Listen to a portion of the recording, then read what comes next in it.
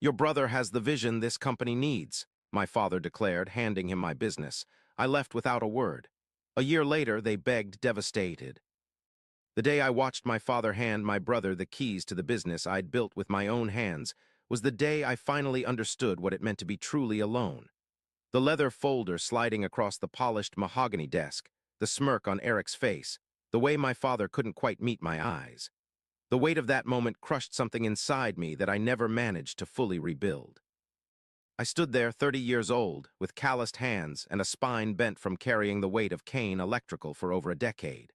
14 years of showing up before dawn. 14 years of night classes and certifications. 14 years of building a reputation in a town where your word and your work were all that mattered. All of it stolen with a signature and the thud of my father's heavy signet ring against the desk. Samuel was never committed enough, my father told Eric, as if I wasn't standing right there.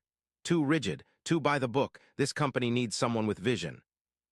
Vision, that's what he called it when Eric, my younger brother by 3 years, dropped out of college to find himself in Thailand for a year.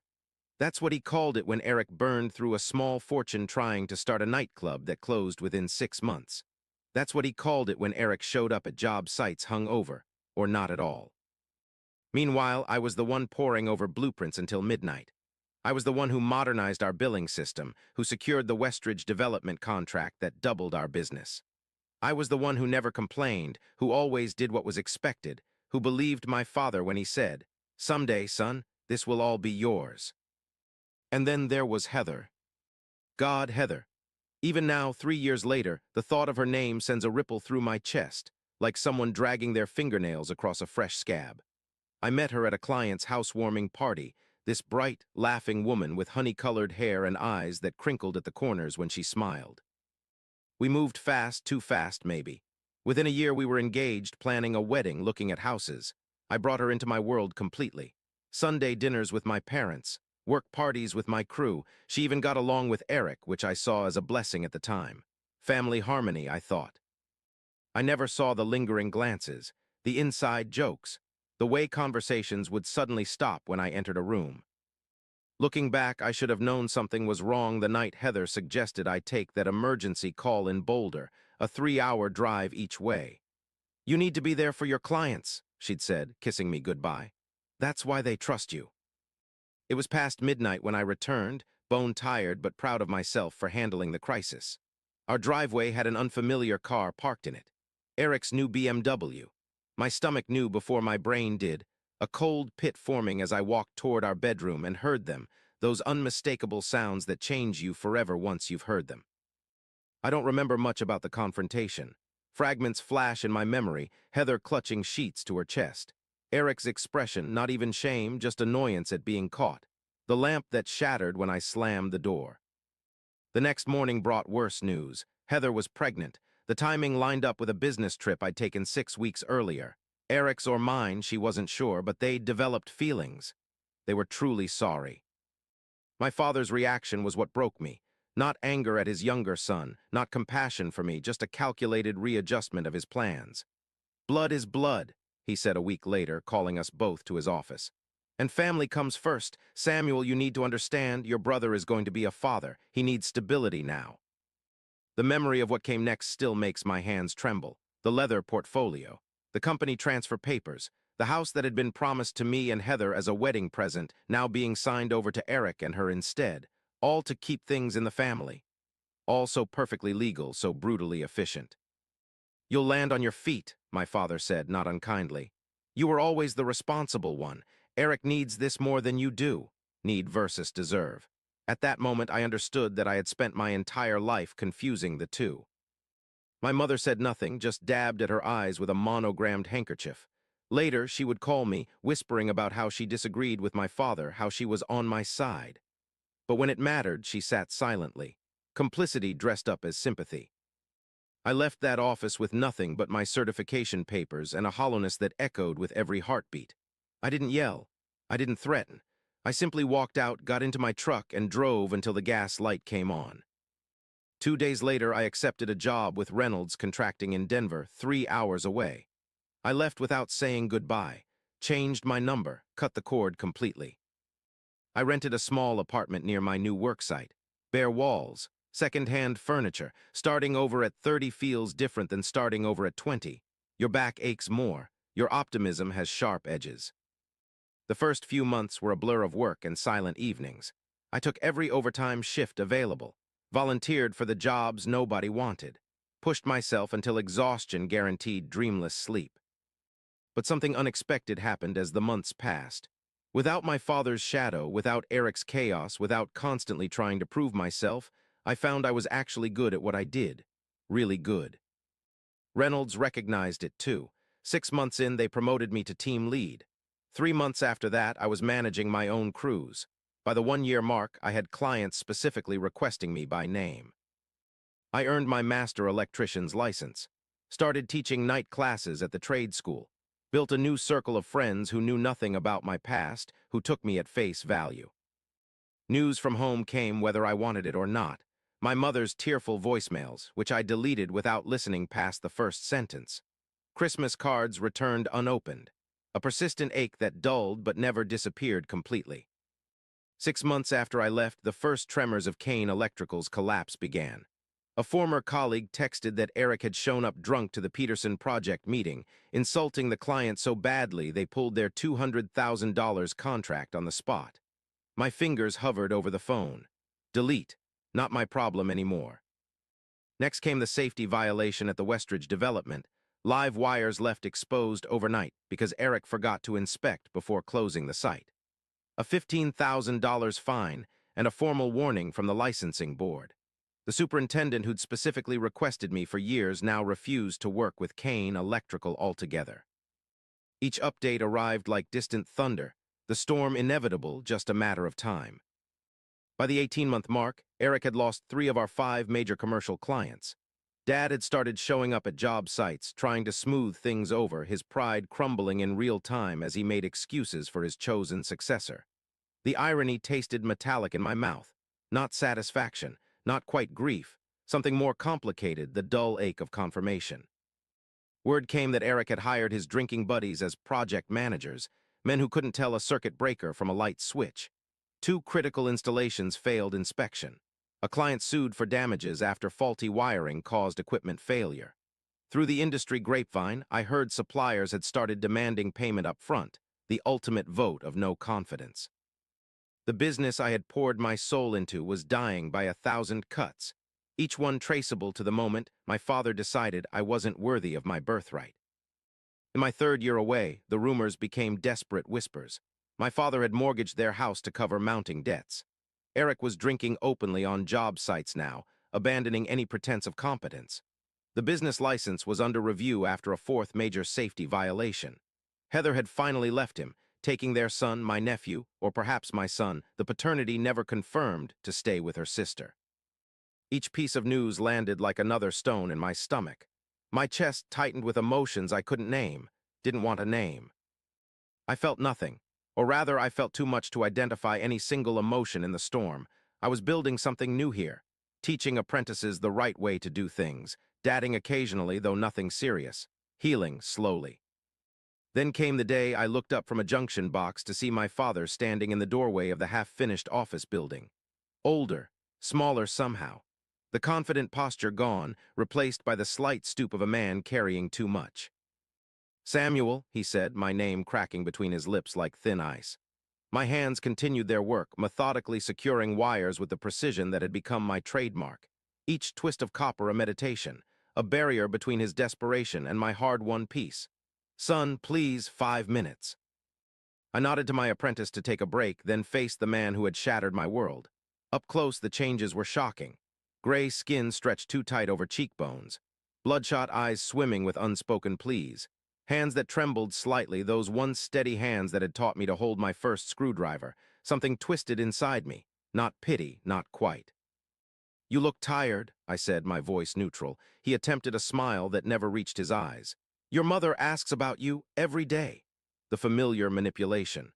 The weight of family obligation like a hand on the back of my neck, pressing down. I said nothing, just waited. "The business," he began, then cleared his throat. "We're struggling, you've probably heard." I nodded once. The silence stretched between us like a live wire. "Eric tried," he said, the lie hanging awkwardly in the air.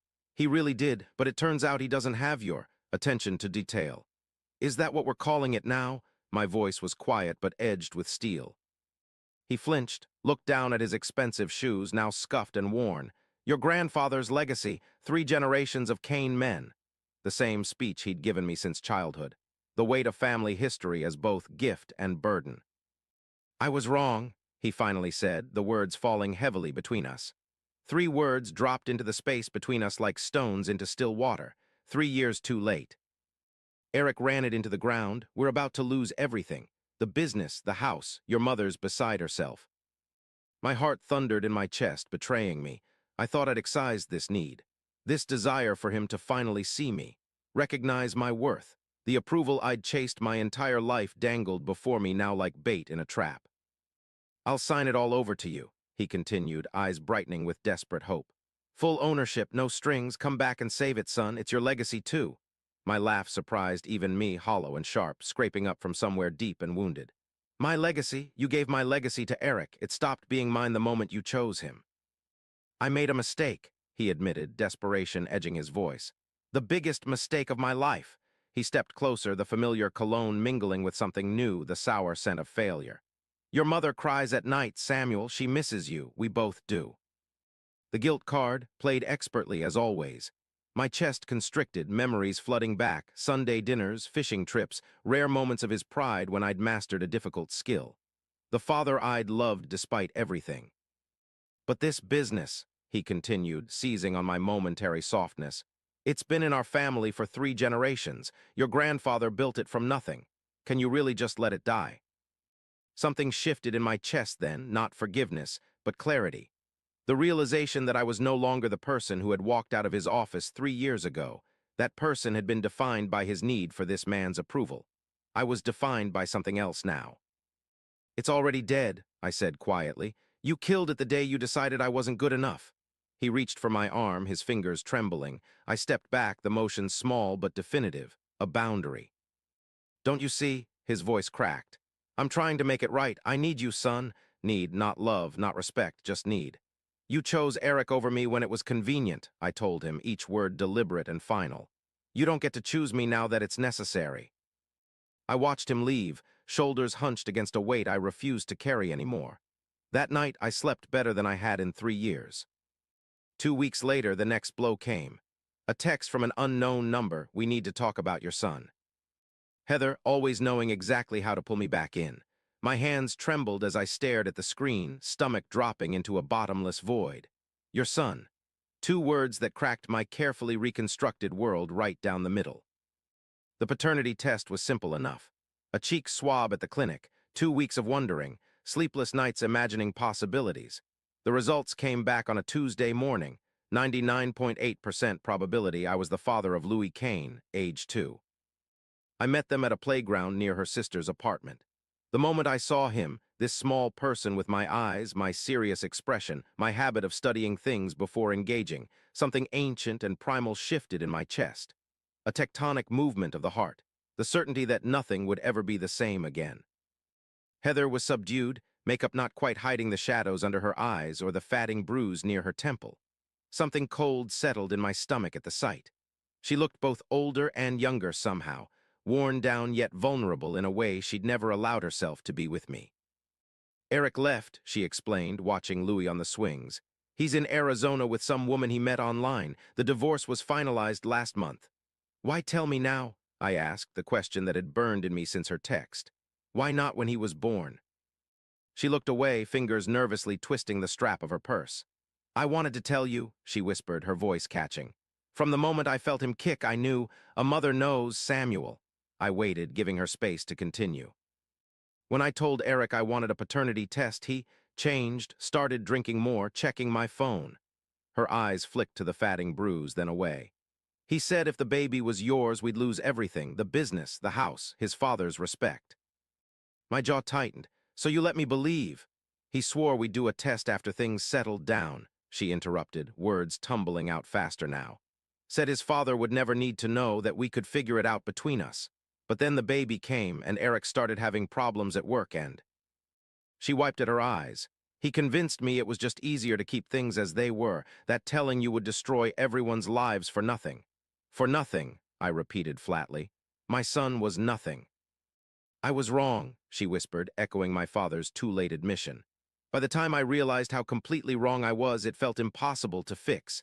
How do you tell someone you've kept their child from them for over a year? Her eyes finally met mine, swimming with tears.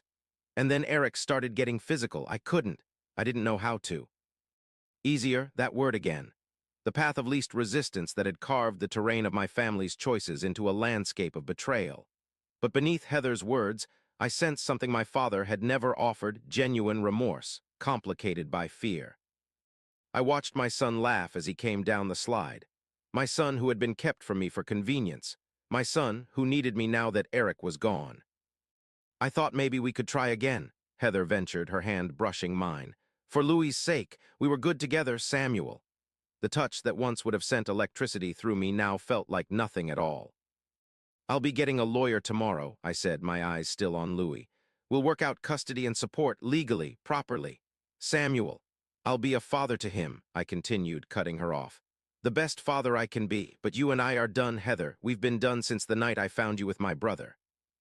In the months that followed, I created a life that had room for Louis in it. Switched to a management position with more regular hours. Found a 2-bedroom apartment with a park nearby. Built him a bedroom with dinosaur decals on the walls and a nightlight that projected stars on the ceiling. Every other weekend and Wednesday evenings he was mine. We established routines. Pancakes on Saturday mornings. Stories before bed. Small, sacred rituals that began to heal something in both of us. I met Vanessa at a supplier's conference, a commercial architect with quick wit and thoughtful eyes. Our relationship developed slowly, carefully. I was different now, warier, yes, but also more honest about what I wanted, what I needed. By the time I introduced her to Louis, I was certain about where we were heading. The final confrontation came a year after my father's visit. Eric showed up at my job site, unannounced and unwelcome. Thinner, wild-eyed, with the desperate energy of a man running out of options. They're foreclosing next month, he blurted. Dad had a mild heart attack. Mom's selling her jewelry to pay medical bills. It's all falling apart and you're just, what, living your life, pretending we don't exist. I continued reviewing blueprints, refusing to be pulled into his chaos. That's exactly what I'm doing. You could help. You could save everything if you wanted to. I looked at my brother, really looked at him, and felt a strange sense of peace. I'm not responsible for fixing what you broke, Eric. Not anymore. It's your family, he shouted, causing heads to turn. No, I said calmly. Louis is my family. Vanessa is becoming my family. The people I've chosen who choose me back every day. They're my family. Eric's face crumpled, the bluster giving way to the fear beneath it. For a moment, I glimpsed the little brother I'd protected from bullies, taught to ride a bike, helped with homework. A flicker of grief passed through me for what might have been. I'm sorry, he whispered. I ruined everything, I know that now. Too little, too late, the refrain of my family's relationship with me. But standing there, I realized something important. I no longer needed their apologies. Their regret was their burden to carry, not mine.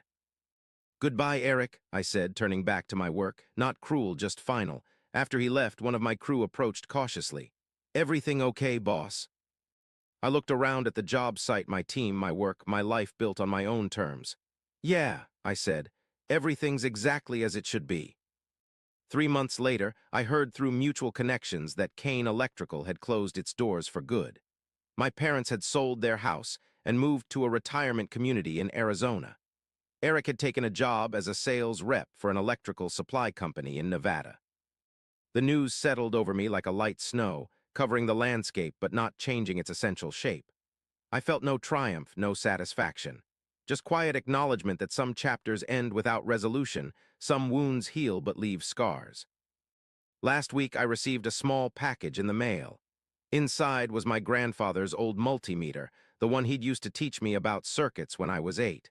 No note, just the battered tool that had sparked my love for this trade. My mother's doing, I suspected, her version of an olive branch. I placed it on the shelf in my home office, next to the framed photo of Louis and me at the zoo and the blueprint of the first building Vanessa and I had collaborated on. Past, present, and future aligned at last. They say the best revenge is living well. I don't know about that. What I do know is that sometimes the thing you thought you wanted most, your father's approval, your family's legacy, the business you helped build, turns out to be just a shadow of what you really need. What I needed was to be valued, to be chosen, to build something authentic, something that couldn't be taken away with a signature. I'm building that now, one day at a time. And unlike the business my grandfather started, this legacy can't be handed over in a leather portfolio or stolen with a betrayal. This legacy lives in the lessons I teach my son, in the love I share with Vanessa, in the homes I help wire and the apprentices I train. Some days I still wake up with the phantom weight of shouldering my family's expectations, but it grows lighter with each passing month, replaced by the solid, real weight of Louis sleeping against my chest or Vanessa's head on my shoulder. That weight I'll carry gladly. That weight feels like freedom.